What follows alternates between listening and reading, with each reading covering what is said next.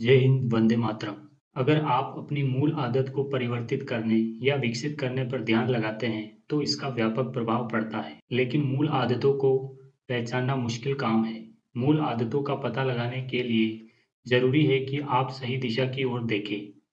मूल आदतों का पता लगाने का अर्थ है कुछ विशिष्ट गुणों का पता लगाना। अकादमिक परिभाषा के अनुसार मूल आदत का अर्थ है छोटी-छोटी जीत। इनसे अन्य आदतों को खिलने या खुलने का मौका मिलता है। मूल आदतें ढांचों का निर्माण करती है, जिनके कारण ऐसा वातावरण बन जाता है जिसमें परिवर्तन की लहर पैदा हो सकती है। लेकिन ओनेल और उनके जैसे अनेकों लोगों ने पाया कि नियमों को समझना और उन्हें जीवन में उतारना दो अलग-अलग चीजें हैं। इसके लिए इंसान में प्रतिभा होना सबसे ज्यादा जरूरी है। माइकल फेल्प्स बीजिंग के ओलंपिक विलेज में रहते थे। 13 अगस्त 1908 को उनका दिन सुबह 6:30 बजे के अलार्म से शुरू हुआ। वे बिस्तर से उठे और रोज की तरह अपनी नृत्य क्रियाओं में लग गए। उन्होंने कपड़े पहने और टहलते हुए नाश्ता करने जा पहुंचे। उन्होंने इसी सप्ताह 3 स्वर्ण पदक जीते थे। अब उनके पास कुल मिलाकर 9 स्वर्ण पदक थे। आज उनकी दोनों रेस होने वाली थी। वे 7 बजे कैफेटेरिया में पहुंच गए। उन्होंने नाश्ते में अंडे, ऑमलेट और 4 एनर्जी ड्रिंक्स लिए। आमतौर पर रेस के दिन वे यही नाश्ता करते थे। इस तरह अगले 16 घंटों में वे कुल 6000 कैलोरीज ग्रहण करने वाले थे। दिन की पहली रेस 200 मीटर की बटरफ्लाई रेस थी। फेल्प्स को इस श्रेणी की रेस में महारत हासिल थी। ये रेस 10 बजे शुरू होनी थी। रेस शुरू होने से करीब 2 घंटे पहले फेल्प्स ने स्ट्रेचिंग वाले व्यायाम शुरू किए। उन्होंने सबसे पहले हाथों का, फिर पीठ का और अंत में टखनों का व्यायाम किया। उनके टखने इतने लचीले थे कि भले नर्तकों के टखनों से भी अधिक मुड़ने में सक्षम थे। 8:30 बजे वे स्विमिंग पूल में उतरे और रेस के लिए तैयारी का पहला सत्र शुरू कर दिया। सबसे पहले उन्होंने 800 मीटर मिक्स स्टाइल किया। इसके बाद 600 मीटर किंकिंग की। 400 मीटर तक बुआई को अपने पैरों से खींचा। 200 मीटर स्ट्रोक ड्रिल्स किए और दिल की धड़कनें बढ़ाने के लिए 25 मीटर स्प्रिंट सीरीज की। इस पूरे व्यायाम में उन्हें 45 मिनट का समय लगा। 9:15 बजे वे स्विमिंग पूल से बाहर निकले और अपना LZR रेसर बॉडी सूट पहनने लगे, जो इतना कसा हुआ है कि इसे पहनने में 20 मिनट का समय लग जाता है। इसके बाद उन्होंने हेडफोन पहनकर हिप हॉप म्यूजिक चलाया, जो वे हर रेस के पहले सुनते हैं। फिर वे इंतजार करने लगे। फेल्प्स ने 7 वर्ष की छोटी सी उम्र से ही तैरना शुरू कर दिया था। वे बेहद फुर्तीले थे और उन्हें किसी भी काम में थकान नहीं होती थी। उनकी इस असीमित ऊर्जा को देखकर माँ और शिक्षक हैरान रह जाते थे। फेल्प्स का धड़ चौड़ा, हाथ बड़े और पैर अपेक्षाकृत जरा छोटे थे। पैर छोटे होने से तैरने में आसानी होती है। फेल्प्स का शारीरिक गठन देखकर वहां के स्थानीय कोच बॉब बोमन समझ गए कि वे तैराकी में चैंपियन बन सकते हैं। लेकिन फेल्प्स हमेशा से भावुक स्वभाव के थे। रेस से पहले वे शांत नहीं रह पाते थे।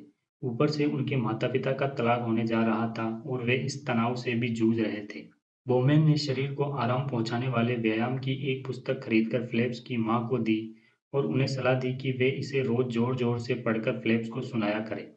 इस पुस्तक में व्यायाम संबंधी निर्देश दिए गए थे, जैसे पहले दाहिने हाथ की मुट्ठी बंद करें, फिर मुट्ठी खोलें और कल्पना करें कि तनाव आपके शरीर से निकल रहा है।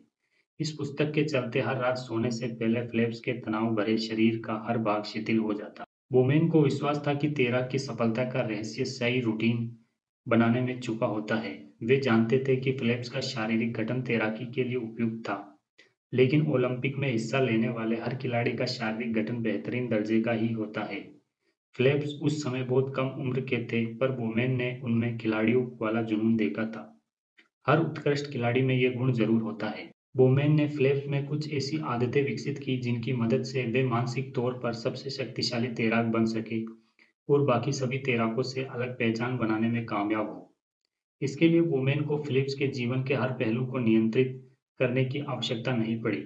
उन्हें तो केवल फिलिप्स की कुछ चुनिंदा आदतों पर ध्यान देना था, ऐसी चुनिंदा आदतें जिनका तैरने से कोई संबंध नहीं था, लेकिन जिनसे फिलिप्स में सही मानसिकता विकसित हो सकती थी। उन्होंने कुछ ऐसे व्यवहारों की श्रृंखला बनाई जिससे फिलिप्स रेस से पहले शांत होकर अपना ध्यान केंद्रित कर सके। तैराकी की रेस में जीत और हार का फर्क केवल कुछ मिलीसेकंड से ही तय हो सकता है। इसलिए इन श्रृंखलाओं से फेल्प्स को वे छोटे-छोटे फायदे मिलते थे, जिनसे उनकी जीत पक्की हो सके। किशोर उम्र के फेल्प्स जब अभ्यास के लिए निकलते थे, तो बोमेन उन्हें याद दिलाते थे कि हर रात सोने से पहले और रोज सुबह उठने के बाद वह वीडियो टेप जरूर देखना जो मैंने तुम्हें बताया था। यह वीडियो टेप वास्तविक नहीं था, ये तो रेस में बेहतरीन प्रदर्शन का दृश्य अपने मन में देखने का व्यायाम था। इसे मानसिक दर्शन कहा जा सकता है। हर रात सोने से पहले और रोज सुबह जागने के बाद फ्लैप बिना कोई गलती किए धीमी गति से पुल ब्लॉक्स में छलांग लगाने की कल्पना करते थे। वे अपने स्ट्रोक्स, स्विमिंग पूल की तस्वीरें, मुड़ने की क्रिया और रेस का अंत आदि सारे दृश्यों की मानसिक कल्पना करते थे। उनके पीछे पानी का बहाव, पानी से बाहर निकलने पर उसके पीछे शरीर से टपकता पानी, स्विमिंग पूल से बाहर निकलने के बाद और अंत में अपने सिर से टोपी उतारना आदि कैसा महसूस होगा। फ्लेप्स इन सारे दृश्यों को अपने मन में देखते थे। वे अपने बिस्तर पर लेटकर अपनी आंखें बंद करते और पूरी तैराकी की रेस का मानसिक दर्शन करते थे। वे उसके छोटे से छोटे ब्यूरो पर भी नजर रखते थे। फ्लेप्स इन दृश्यों को तब तक बार बार दोहराते रहते जब तक उन्हें इन दृश्यों का एक एक हिस्सा अच्छी तरह याद ना हो जाए। अभ्यास के दौरान बोमेन जब फ्लेप्स को रेस की गति से तैरने का आदेश देते तो उनके शब्द होते थे, अपना वीडियो टेप चलाओ। इससे फ्लेप्स पहले से भी बेहतर प्रदर्शन करने की कोशिश करने लगते। हालांकि पानी से निकलने के बाद भी उन्हें संतुष्टि नहीं मिलती थी, क्योंकि वे ये सब अपने दिमाग में इतनी बार देख चुके थे कि उन्हें सब कुछ रटा-रटाया सा लगता। लेकिन ये तरकीब कारगर थी और अच्छे परिणाम देती थी। फ्लेप्स की तैरने की गति दिन प्रतिदिन बढ़ती जा रही थी। आगे चलकर बोमेन को रेस से पहले फ्लेप्स के कानों में केवल इतना कहना पड़ता था, अपना वीडियो टेप चलाओ, और इसके बाद फ्लेप्स के प्रतिस्पर्धियों के पास हार का सामना करने के अलावा कोई और विकल्प नहीं बचता था। बोमेन ने फ्लेप्स के जीवन में कुछ मुख्य रूटीन स्थापित किए, जिसके परिणामस्वरूप फ्लेप्स की बाकी सारी आदतें जैसे पौष्टिक भोजन, अभ्यास, व्यायाम और आराम अपने आप नियमित हो गई। ये आदतें इतनी प्रभावकारी क्यों थी? इन आदतों ने मूल आदतों का काम कैसे किया? अकादमिक साहित्य में इन सब सवालों का बस एक ही जवाब है, छोटी जीत।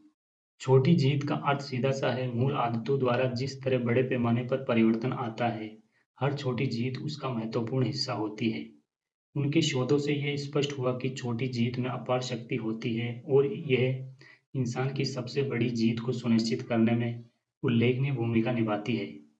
यहाँ तक कि अगर इसकी तुलना सबसे बड़ी जीत से भी की जाए, तो कोई अतिशयोक्ति नहीं होगी। कॉर्नेल के एक प्रोफेसर ने सन 1984 में लिखा था, हर छोटी जीत दरअसल छोटे-छोटे फायदों की ओर पहला कदम होती है।